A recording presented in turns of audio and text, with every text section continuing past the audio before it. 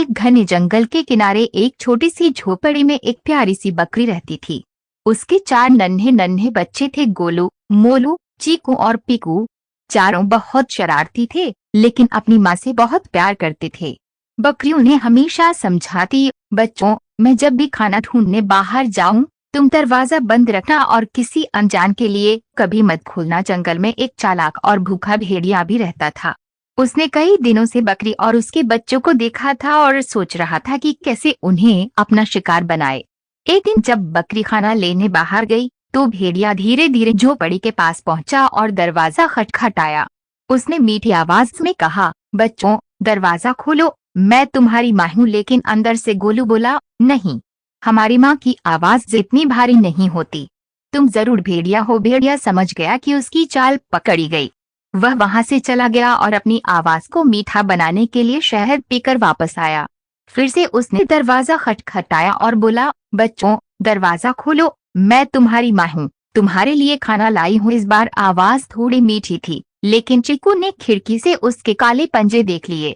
वह बोला, तुम हमारी माँ नहीं हो, हमारी माँ के पंजे सफेद हैं, तुम्हारे काले हैं। भेड़िया फिर गुस्से में वहां से चला गया।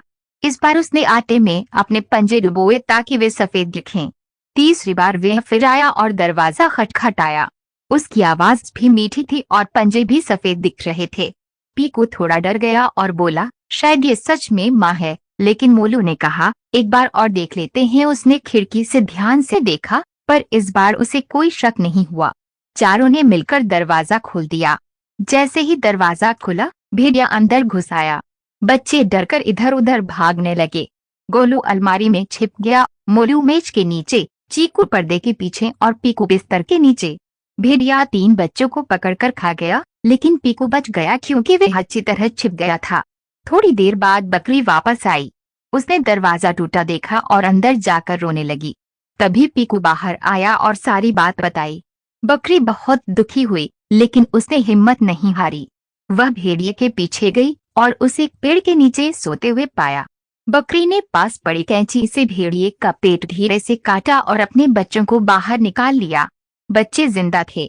फिर उन्होंने भेड़िए के पेट में पत्थर भर दिए और उसे सिल दिया। जब भेड़िया जागा और पानी पीने गया, तो भारी पत्थरों के कारण वे गिर पड़ा और भाग नहीं सका। बकरी और उसके चारों बच्चे खुशी खुशी फिर से अपने घर लौट आए। उस दिन के बाद बच्चों ने माँ की हर बात ध्यान से माननी शुरू कर दी।